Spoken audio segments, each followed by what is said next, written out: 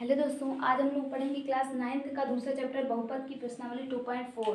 तो आइए देखते हैं प्रश्नावली 2.4 में क्या दिया हुआ है। देखिए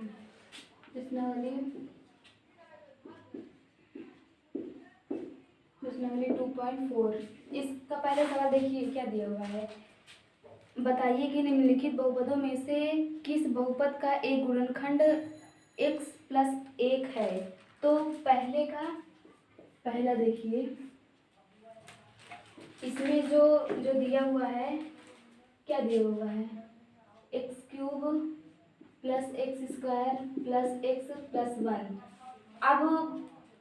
अब इसमें बताना है कि क्या x+1 इसका गुणनखंड है। तो गुणनखंड होने के लिए क्या करेंगे, ये जो x+1 है इसको 0 बराबर दिखाएंगे, x+1 को 0 बराबर यहाँ दिखाएंगे।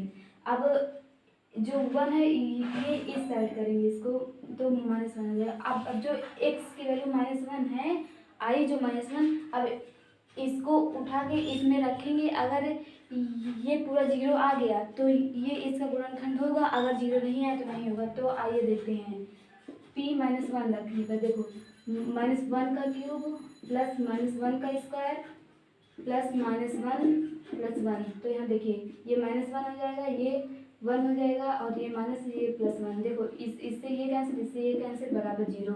तो यहाँ पे लिख देंगे x+1 px का, इसको मान लेते हैं px का गुणनखंड है, ये हुआ। अब दूसरे में चलते हैं। देखिए, पहले का दूसरा क्या दिया हुआ है, x⁴ + x³ + x² + x+1। अब इसमें दिखाना है कि x+1 जो है वो इसका गुणनखंड है। गुणनखंड होने के लिए इसको बराबर 0 दिखाएंगे, फिर x की वैल्यू -1 आएगी। अब x की वैल्यू -1 को इसमें उठाकर देखेंगे, अगर ये पूरा 0 आता है तो इसका गुणनखंड है, नहीं तो नहीं है। तो यहाँ देखो, p-1 रखेंगे, कितना आएगा, -1⁴ प्लस -1 का क्यूब प्लस -1 का स्क्वायर प्लस -1 +1। तो यहाँ पे 1 आएगा, यहाँ पे -1 आएगा, यहाँ पे +1 आएगा, यहाँ पे -1 आएगा, यहाँ पे +1। तो वो इन दोनों से ये कैंसिल, और ये बराबर 1 आ रहा है, मतलब कि ये 0 नहीं आ रहा है। तो जो ये होगा x+1 px का गुणनखंड नहीं होगा,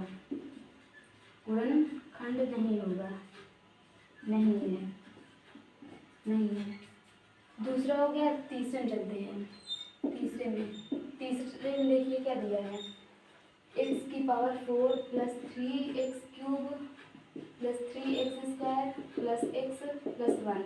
अब x+1 को दिखाने की ये इसका गुणनखंड है, तो देखिए इसको 0 बराबर दिखा देंगे, x की वैल्यू -1 आ जाएगी। अब -1 को उठाकर इसमें रखेंगे, अगर ये पूरा 0 आता है तो गुणनखंड होगा, 0 नहीं आता तो नहीं होगा। तो देखिए यहाँ पे p-1 का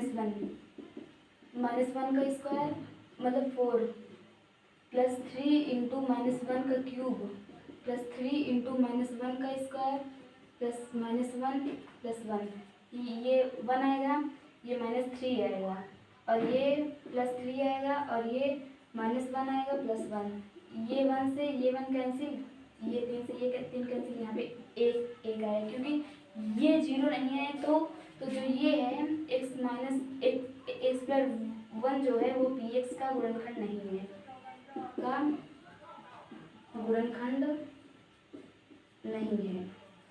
चौथे क्वेश्चन में देखिए, चौथे में क्या दिया हुआ है, x² x³ -x² -2 + √2x +√2। अब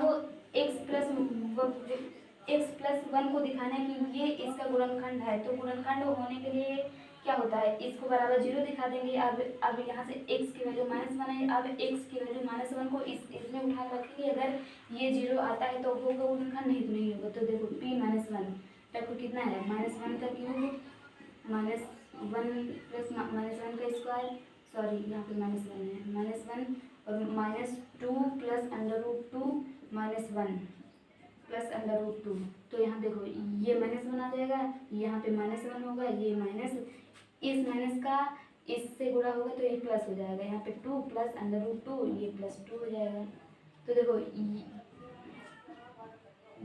यहाँ पे -2 हो जाएगा +2, ये √2 2√2 हो जाएगा, इससे ये कैंसिल हो जाएगा, यहाँ पे बचेगा 2√2।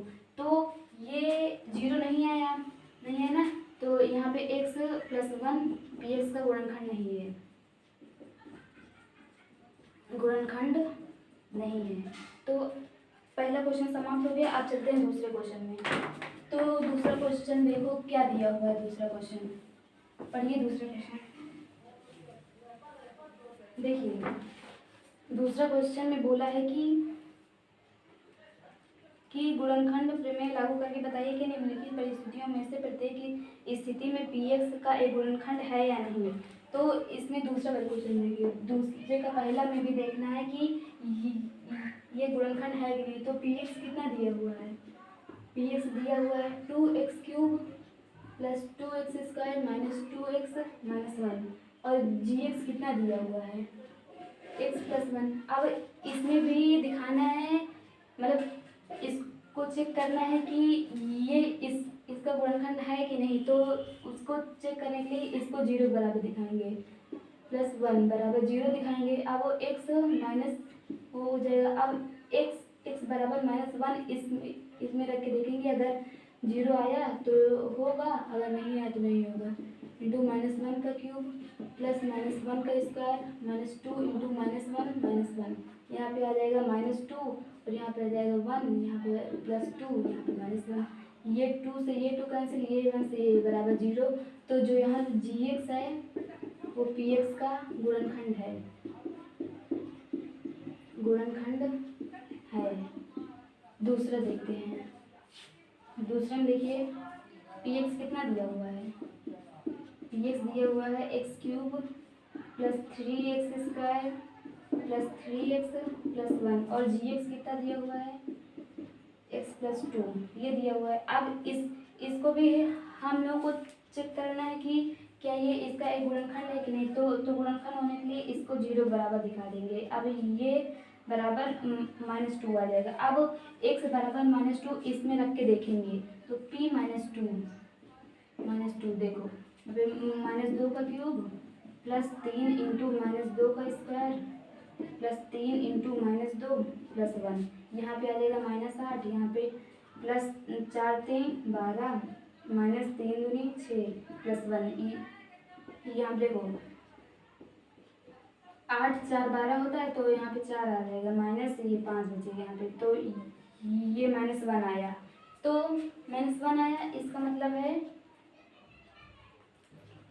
इसका मतलब क्या है कि जो ये है ये इसका गुणनखंड नहीं है। तो हम लोग यहाँ पे लिख देंगे कि x + 2 px का गुणनखंड नहीं है, गुणनखंड नहीं है, नहीं है। -2 8 है, यहाँ पे 4 3 12 3 दूनी 6 1 -5 सही है, नहीं है। अब दूसरा हो गया, तीसरे में चलते हैं।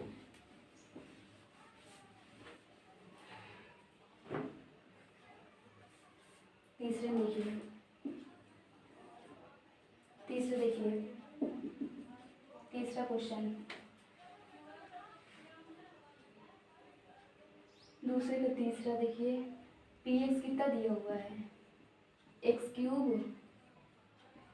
-4x² + 6x + x + 6, gx कितना दिया हुआ है x - 3। अब देखिए इसको बताना है कि ये इसका गुणनखंड है या नहीं। तो देखिए x - 3 को 0 बराबर दिखा देंगे। अब x की वैल्यू 3 है, अब x की वैल्यू को उठाकर इसमें रखेंगे, अगर ये 0 आया तो होगा, नहीं आया तो नहीं होगा। 3 का क्यूब -4 इंटू 3 का स्क्वायर + 3 + 6, यहाँ पे 3 3 9 3 27, यहाँ पे 9 चौक 36, यहाँ पे 6 और 3 9।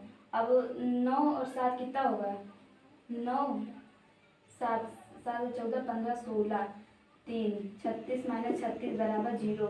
तो ये जी एक्स जो है वो पी एक्स का गुणनखंड है।